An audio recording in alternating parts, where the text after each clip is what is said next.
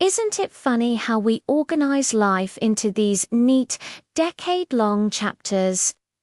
We count the years, mark the milestones, but the real wisdom isn't in the numbers. It's in the quiet transitions between them, the subtle shifts in how we see the world.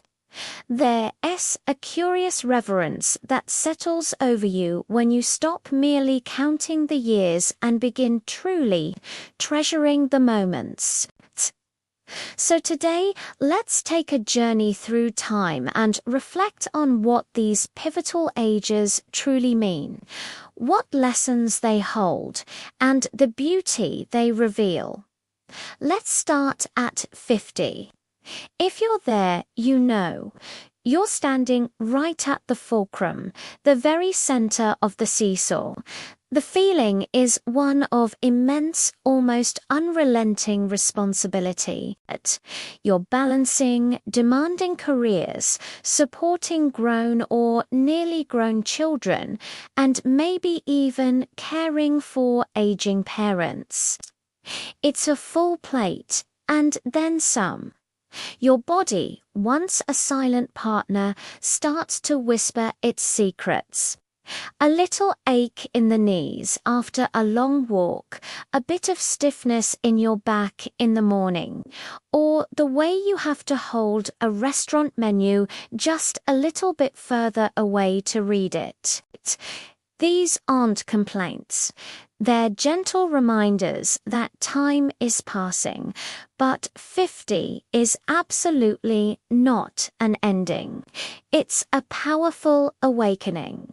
It's the moment you look at the dreams you carefully shelved years ago, the ones you told yourself you'd get to someday, and you realize, with a crystal clear certainty, that someday is now.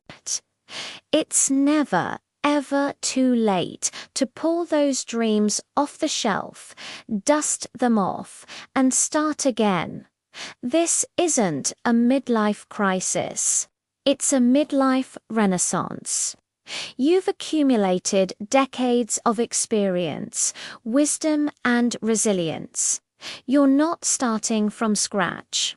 You're starting from a place of strength. It's the decade where you finally have enough perspective to know what truly matters to you and the courage to go after it. Then 60 arrives, and with it comes a feeling you might not have expected: liberation. The kids have built lives of their own, carving their own paths in the world. That relentless pressure to climb the ladder, to prove yourself to society, to keep up with everyone else, it just begins to dissipate. It's like a heavy coat you've been wearing for years finally slips from your shoulders, and in its place, time, a glorious, expansive, beautiful amount of time opens up. Time for yourself. Time for self-discovery. You find a new lightness in your mind. You start picking up hobbies you dismissed decades ago as frivolous: painting, gardening, learning a new instrument.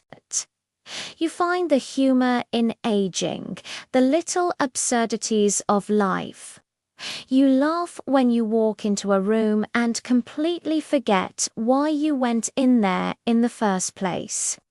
You find sheer, unadulterated joy in a long, uninterrupted afternoon with a good book and a cup of tea. This decade isn't defined by external achievements or what other people think. It's defined by the quiet, beautiful, and radical freedom of self-determination. You're finally the captain of your own ship, steering it not where you're told to go, but where your heart truly wants to be. By 70, life settles into a new rhythm. It's deliberate, gentle, and deeply intentional. The frantic rush of earlier years fades into a distant memory. The mornings become sacred rituals, unhurried and precious. There is time now to savor the slow, beautiful unfolding of the day, the quiet arrival of sunlight streaming through the window, the specific, familiar sound of birdsong just outside, the comforting warmth of a perfectly brewed cup of coffee held in your hands. These aren't just small things, they are everything. Memories, long dormant, resurface with startling clarity, bringing a quiet smile to your face as you recall a forgotten moment from childhood or a shared laugh with a loved one. At this age, priorities simplify almost instantly. The world's noise fades, and what's truly important comes into sharp focus. Losing your spectacles for the 10th time that day isn't a catastrophe. It's just a minor, almost comical inconvenience. The real, profound realization that sinks deep into your bones is that health and inner peace are the only true forms of wealth. Everything else is just decoration. This is the decade of profound presence, of finding immense joy in the simple, and of living in a state of quiet gratitude for the day that is. And then 80, this age is steeped in gratitude, the noise of striving, of ambition, of needing to be more, has completely subsided. It's been replaced by a deep, resonant quiet. Every breath feels like a treasure. Every moment is understood to be a profound and precious gift. You look back and you understand, with a wisdom that only time can bestow, that achievements, titles, and material possessions are ephemeral dust. They glitter for a moment, but they don't last. What truly matters, the people you have loved, the depth with which you have lived, the kindness you have shared, the laughter that echoed through your home. There's a deep, abiding acceptance that settles in. The futile wish to be 30 again is gone. Why would you want to trade this rich tapestry of experience for the confusion and uncertainty of youth? Instead of counting the wrinkles that map your history on your face, you count the abundance of blessings that have filled these remarkable years. Every line is a story, every grey hair a testament to a life fully lived. You are a library of memories, a collection of love stories, a monument to resilience. So you see, each decade holds a unique beauty, a specific purpose, and invaluable lessons that can only be learned by living them. Life is never, ever about the duration of our journey. It's about the depth with which we travel it.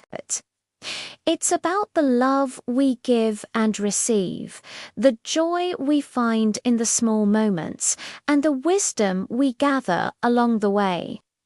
No matter where you stand on this timeline, whether you're just starting out at 20, navigating the complexities of 50, or embracing the peace of 80, remember this: your story is still unfolding.